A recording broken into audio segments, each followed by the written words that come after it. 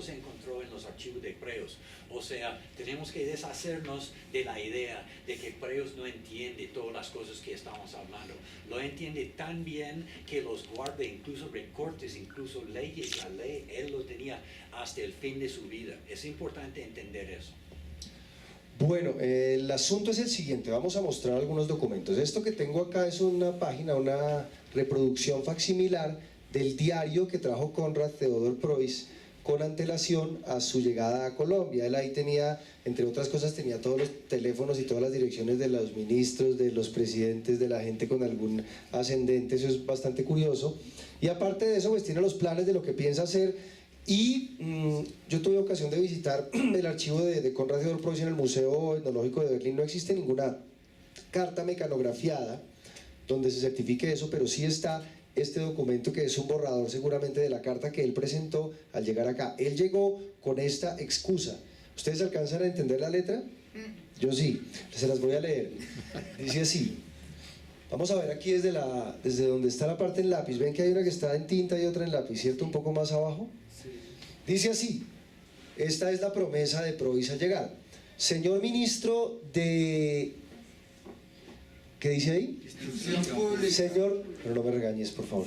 Señor ministro de Instrucción Pública, Bogotá, Delegación de Colombia. Señor ministro, tengo el honor de introducir al conocimiento de vuestra excelencia al señor profesor Dr. K.T. Preuss, uno de los directores del Museo Real de Etnografía de Berlín, que sale en estos días para Colombia y el Ecuador en una misión científica que le ha confiado el gobierno alemán para hacer ciertos estudios etnográficos y prehistóricos en algunas regiones de nuestro país,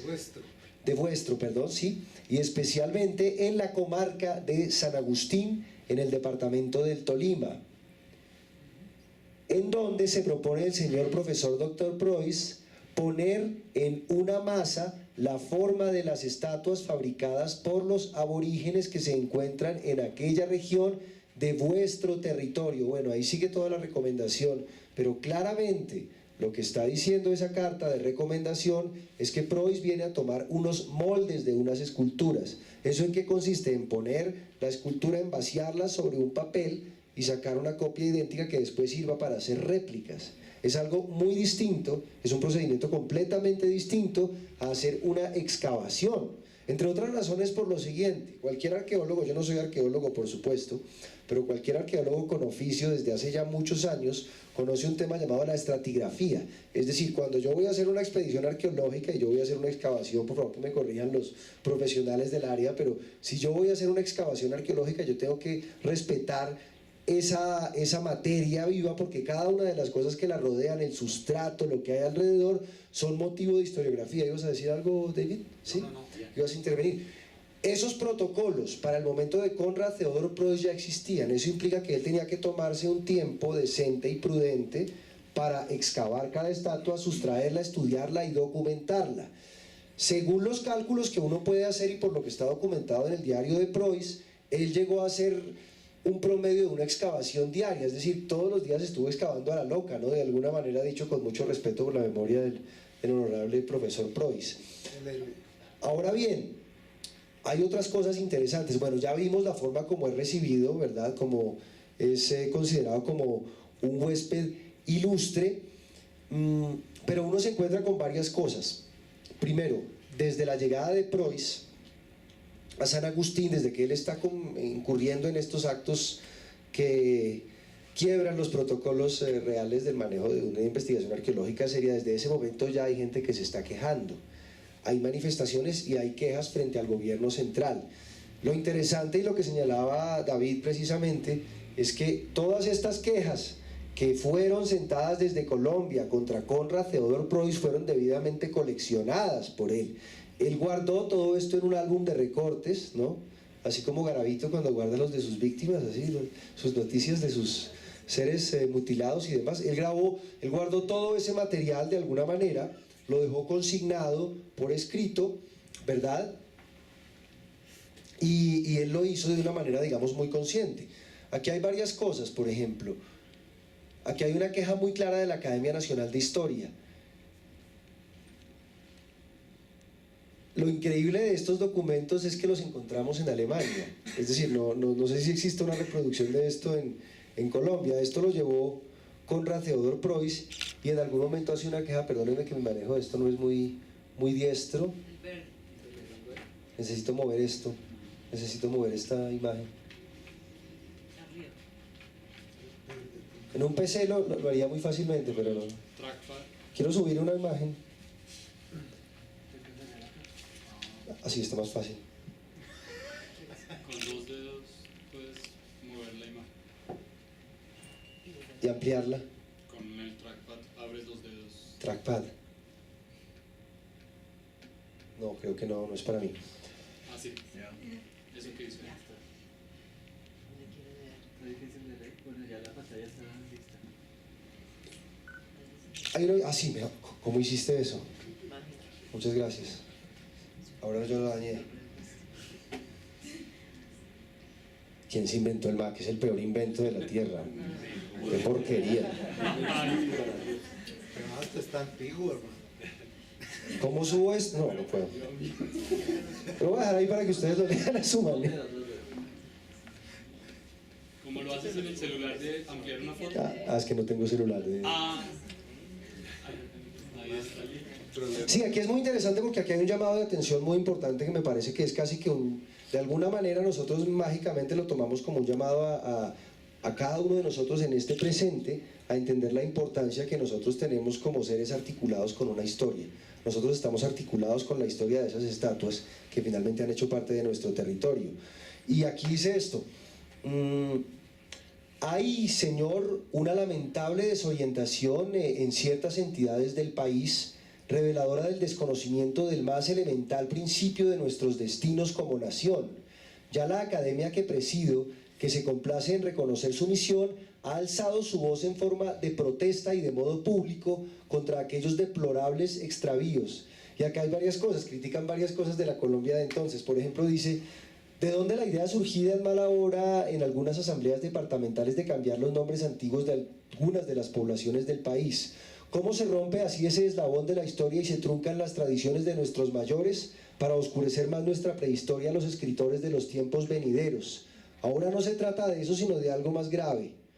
Hay en la aldea de San Agustín, situada a 52 miriámetros de esta capital, en las cercanías del río Magdalena, en el departamento de Huila, un tesoro arqueológico que visitó y estudió a mediados del siglo XIX el célebre geógrafo Agustín Codazzi. Encuéntranse allí adoratorios, estatuas, monumentos, en fin, un pueblo que desapareció en remotísimas edades y cuya civilización guarda semejanzas con los etruscos y acaso con los antiguos egipcios. Nada hay allí despreciable. Estas ruinas, que constituyen el más hermoso patrimonio de la historia, están despertando profundo interés y varios de nuestros distinguidos académicos han hecho sobre ellas estudios preciosos. En fin, ahí empieza a contar la importancia que tiene todo este conjunto arqueológico, denuncia que hay alguien que se está llevando esto. Miren lo que dice al final, más adelante, dice: ¿cómo consentimos, señor, que mano extraña se lleve aquellos monumentos? Podemos seguir que son parte de nuestro ser y que constituyen, permítaseme la frase, parte de las entrañas de la patria. ¿Cómo presentamos a los historiadores futuros este libro de la historia nacional con esas páginas arrancadas, ese templo sin su frontispicio? Esos objetos pertenecen a todos y cada uno de los colombianos, a los actuales y al último que quede cuando este país no haya más que un solo hombre en el fin de los siglos, por la evolución natural que la providencia, en sus altos designios, tenga decretado a las naciones. De alguna manera esto es un llamado que nos señala una trascendencia. ¿Perdón? Pero hay ¿Algún autor en particular? Jesús Henao. ¿Jesús Henao? Sí, el de Henao y Arrubla, que fueron los que hicieron la gran historia de Colombia. Historia muy mentirosa, por cierto, ¿no? Según los historiadores. El punto es el siguiente: hasta hace unos meses no existía ninguna evidencia que permitiera demostrar de manera documental, más allá de la especulación, que Konrad Theodor Preuss había hecho esto con dolo y con absoluta conciencia de que estaba obrando en contra de las leyes. Por un lado está esta evidencia, de alguna manera, que cuenta que él conocía que había quejas con respecto a él. Hay otras quejas más, por ejemplo, Aquí está la respuesta de la Academia Nacional, a raíz de eso aparece la legislación de la que estábamos hablando, del Ministerio de Instrucción Pública a la Academia Nacional de Historia. No, pues sigamos a esta. Aquí se cuentan las quejas que hubo en San Agustín en aquel entonces por parte de José María Urbano. Y hay un documento muy interesante y es el siguiente.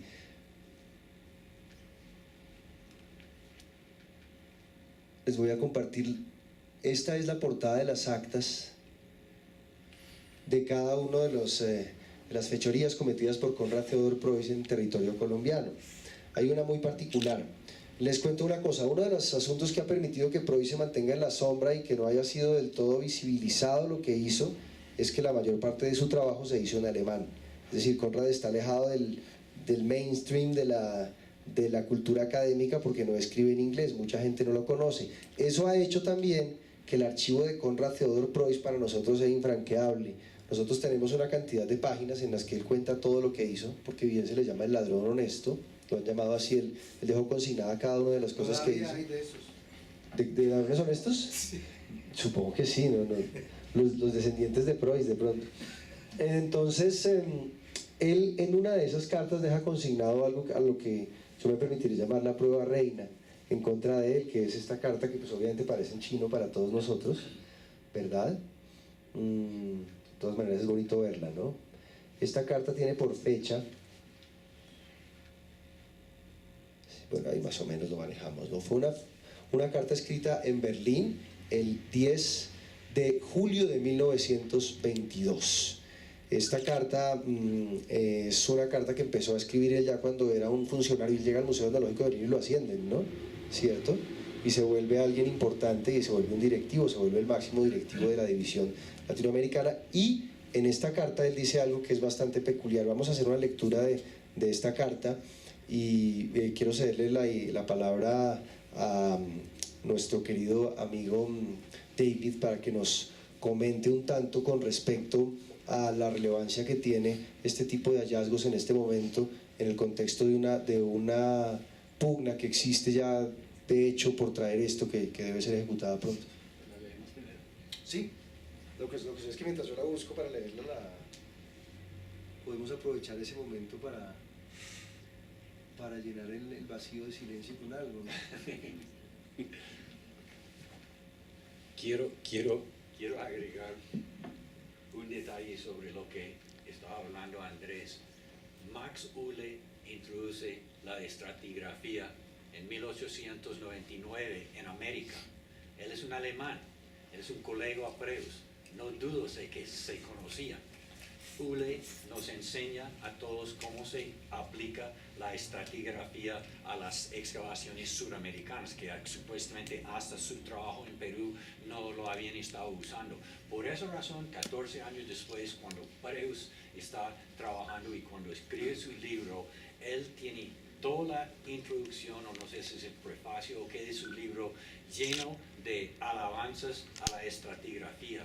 Pero después en el resto del libro nunca los vuelve a mencionar, nunca vuelve a mencionar más la estratigrafía. Él es un huaquero, él está trabajando como un huaquero, 80 estatuas en 110 días. Uno no tiene que ser un arqueólogo para entender que eso no tiene nada que ver con la arqueología comparado con lo que es el huaqueo. Entonces realmente él habla muy bien de la estratigrafía en el prefacio de su libro, pero en su práctica no tiene nada que ver con lo que él de hecho hace. Él es una persona que no es un arqueólogo. Él viene aquí sin conocimiento arqueológico, él es un etnólogo. Y anoche cuando hablamos los tres, cuando llegamos a cierto punto, Andrés dijo, oye, vamos a pisar y a enterrar y a golpear a este pobre man. ¿No podemos decir algo bueno de Preuss? ¿Alguien sabe algo bueno de Preuss? ¿Ustedes saben algo bueno de Preuss? Entonces yo dije, yo sé una cosa buena de Preuss. Sí, diga, por favor. Bueno, entonces vamos a decir algo bueno de Preuss. Llega del punto de que no es un arqueólogo. Cuando él viene aquí, está en su oficina en Berlín. Él mismo nos dice en el libro, afortunadamente el ladrón honrado mismo nos llenó con toda esa información. Él nos explica en su libro que él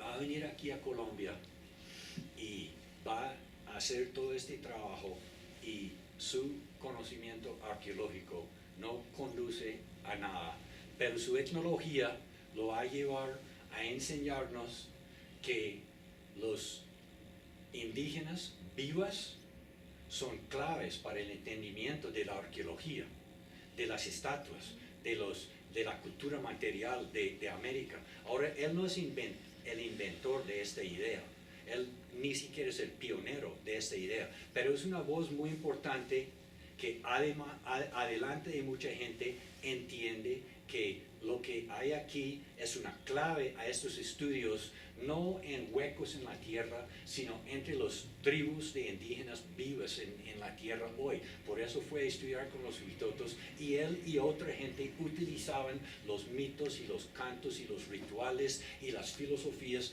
de la gente viva para aplicarlos a estos antiguas piedras y antiguos elementos de cultura material para poder tener conocimiento, para entender profundamente de ellos lo que no podemos entender simplemente por mirar la estatua. Entonces ahí tenemos algo muy importante de Preus, pero en su oficina en Alemania, él mismo nos dice que estudie el libro de Cuervo Márquez y estudie el libro de Codazzi, que son los libros más conocidos sobre las estatuas, como los de San Agustín en ese entonces, y él ve estatuas publicadas en esos libros, y en vez de decir qué interesante, qué bonito, él dice voy a ir a robar esa estatua, porque él roba las mismas estatuas que han sido publicados en libros antes de su tiempo.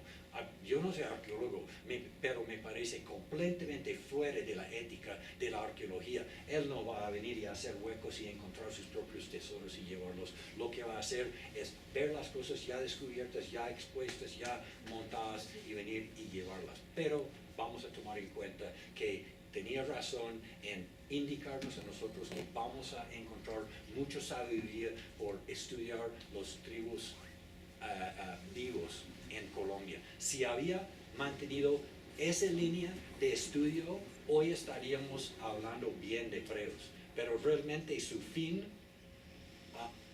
más allá de eso, era venir acá y llenar su museo, en parte por su rivalidad con los otros directores del museo ahí en Alemania, y con los otros arqueólogos como el Carter en Inglaterra con su Tutankamón, etc. Para seguir inculpando al paciente, vamos a dar lectura a esta carta que fue traducida oficialmente por el Goethe Institut. Hay muchas cosas que delata el lenguaje, ¿no? Y yo creo que si uno lee esto con ojos sospechosos se va a encontrar con muchas sorpresas.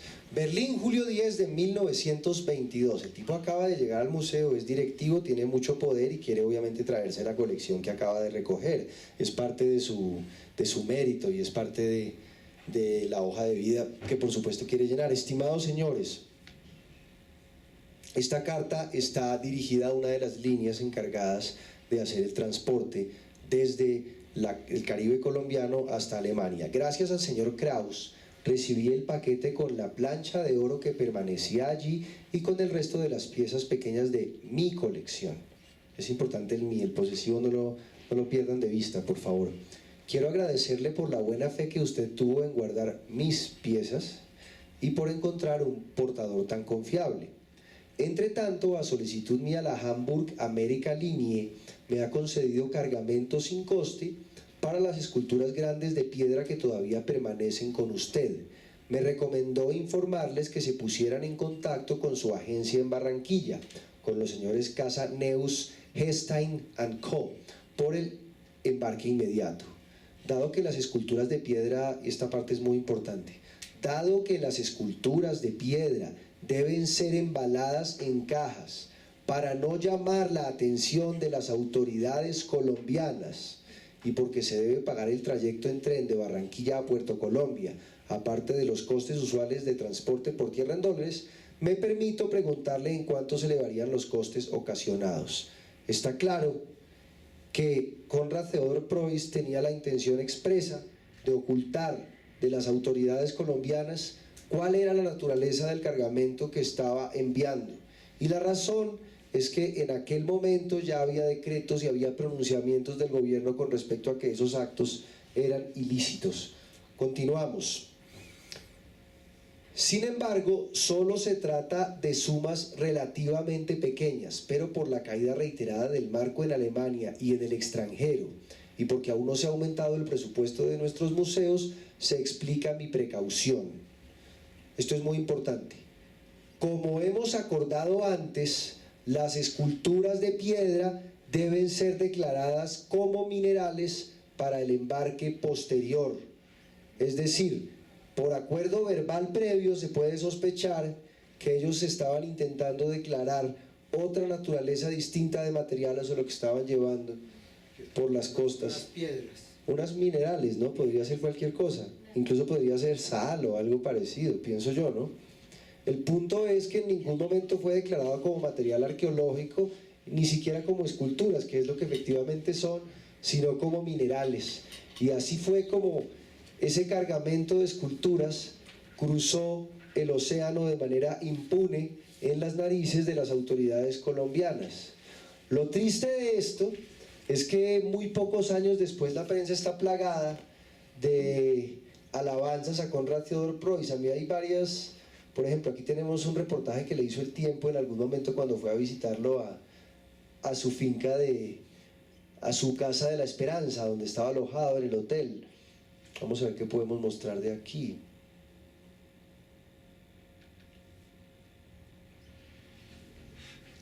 Sí, por aquí está. Bueno, aquí hay varias cosas, ¿no?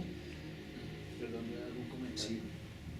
Ya, uniendo un poquito a esta carta que es de 1922, entonces quisiera leer la ley 47 de 1920, 2 años antes que se promulgó, que dice el artículo 3: se prohíbe sacar del país objetos de arte o cualquiera otros que a juicio de las expresadas academias o cuerpos consultivos sean de importancia tradicional o histórica, ya sean de propiedad pública o privada. Entonces ya existe un marco legal explícito en 1920. El anterior, el que habíamos hablado de 1906, también ya decía: prohíbase desde la fecha del presente decreto, es decir, marzo del 1906, la extracción del territorio de la República sin previo permiso del gobierno por conducto del Ministerio de Instrucción Pública de objetos que por su carácter singular y reconocido valor científico, histórico o artístico deban reposar en el Museo Nacional, a saber, entonces, objetos de naturaleza mineral como aerolitos o similares, objetos de valor arqueológico o histórico, ya sean de la época prehistórica o época posterior, y pinturas originales de artistas. Igualmente se prohíbe la destrucción o deterioro de monumentos de obras prehistóricas como son restos de templos, esculturas, piedras grabadas, pintadas con jeroglíficos o petroglíficos. Es impresionante que habiendo un marco legal tan explícito, hoy en día y de hace muy pocos años, cuando se entablaron todas estas acciones populares y derechos de petición, la respuesta del ICANN, del Ministerio de Cultura, del Ministerio de Relaciones Exteriores, fue que no había un marco legal en ese tiempo.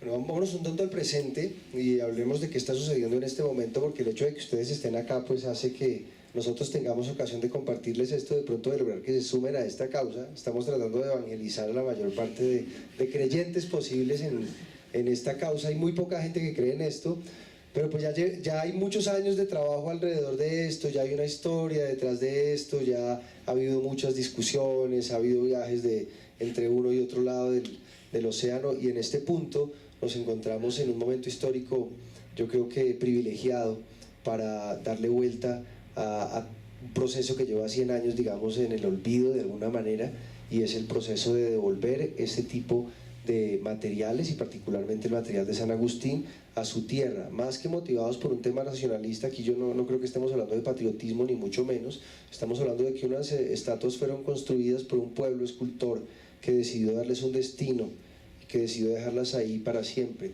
y si eso no sucedió de alguna manera, pues yo creo que es justo devolver ese lugar y de alguna manera cumplir con ese deseo de ese pueblo escultor por encima de cualquier consideración nacionalista. Y demás, de un tiempo para acá ha venido gestándose una iniciativa que viene de la comunidad de San Agustín, en gran parte por supuesto de David, de Marta, de otros habitantes del lugar, y es repatriar estas estatuas. traerlas, y ese fue el tema de la polémica. Digamos, esta charla tiene un título y lo tiene por un asunto muy claro, se llama Hacia un verdadero retorno de los ídolos, porque en 2013 fue organizado con dineros oficiales y con un presupuesto, según me confirmó Diego, bastante alto, una serie de actos, una serie de eventos conmemorativos de las primeras investigaciones de Preuss acá, y obviamente pues era exaltar la memoria. Se reeditó el libro de Preuss, Arte Monumental Prehistórico, se organizaron muchos eventos y de repente sale la idea de traerse las estatuas para acá. Obviamente a la gente no le gusta la idea de que se las traigan algunas muestras de estatuas para acá para hacer una exposición, y más bien alegan lo que a mí me parece que es absolutamente legítimo, y es, en lugar de llevarnos estatuas a Bogotá o de andar mostrando, porque han viajado por el mundo, ha habido exposiciones en otras tierras del mundo, en Japón, por ejemplo, en Francia, en Bélgica, según entiendo han salido en algún momento estatuas, pues ¿por qué no tratar más bien de destinar esos fondos, de aprovechar esta oportunidad histórica de esa conmemoración para devolver a este suelo lo que pertenece a este suelo? Entonces quisiera que entráramos un tanto en contexto de lo que sucedió en 2013, de cómo se empieza a pedir una repatriación y en qué estamos también, ¿cierto? Sí, que para nosotros ha sido interesante como marco de entenderlo, como yo he mencionado varias veces, comparar los eventos y los personajes del tiempo de Preuss con lo que nosotros hemos experimentado en nuestros tiempos, ¿no?